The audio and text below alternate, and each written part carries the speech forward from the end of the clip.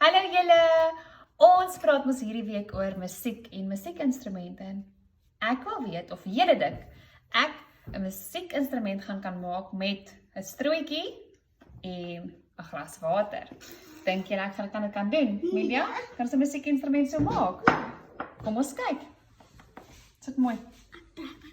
So, wat ons gaan doen is Milia. Libby, kyk gou of jy 'n geluid kan uitkry as jy op die strootjie blaas. Daar is 'n strootjie. Dit sal ek hoor. Nee, maak nie geluid nie, né? Nee. Libby, jy? Dit blaas net. Jy het 'n slukkie water ingekry. Okay, kom ons kyk wat ons gaan doen. Geef my julle strootjies, los. Los. Geef my jou strootjie.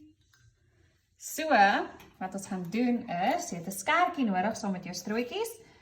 Ons gaan die strootjie, jy druk hom so 'n bietjie plat en jy knip hom, maar moet hom nie reg deur knip nie. Net so tot op die puntjie. Maar kan nie sien nie, mamma. Jy gaan nou sien. Jy gaan nou sien. So, wag. Kom ons kyk of dit werk. Maak hy geluid, Milia? Nog steeds nie. Nog steeds nie. Nou dat ek geluid uit. Nou het ons geluid. Kom ons kyk gou. Laat mamma gou vir julle wys. Kyk gou, maak jy?